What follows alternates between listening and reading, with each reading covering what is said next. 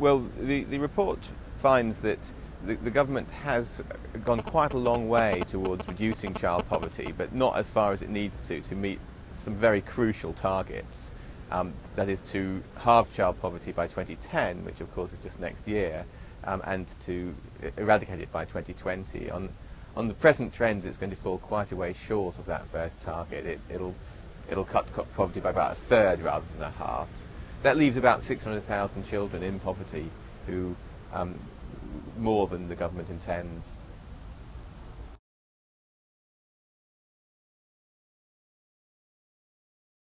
And we reckon that it's costing us all about £25 billion a year to have child poverty, and that's because of some long-term damage that poverty does to children as they're growing up. They're damaged educationally in terms of their health, and that involves extra public spending, and also they've got worse prospects of employment when they grow up, and that'll cause greater unemployment then.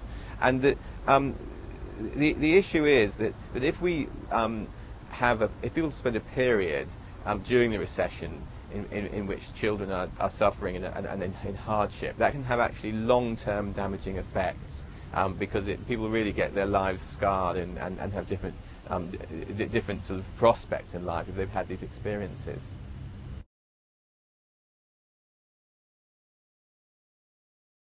Well, interestingly, London is a place where even when child poverty was being reduced, didn't really feel the benefits as much.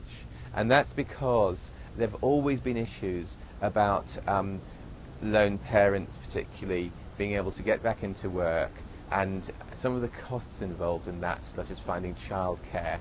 There are also more lone parents in London proportionately, and so there has been a real problem of persisting child poverty in London, and of course if people are losing their jobs and more people are moving out of work, then that can only get worse.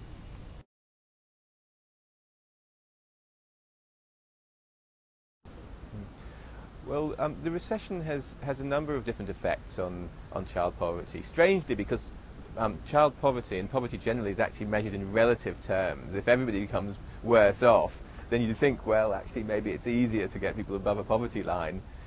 That's to some extent true of people who do keep their jobs, but of course there'll be other people who lose their jobs, who move into poverty. And the real effect of the recession is that those people who remain in poverty are more likely to be people who are actually out of work, rather than just people who are on low pay. And of course it becomes much more expensive to get those people back above the poverty line. So the cost of meeting the targets is actually increasing.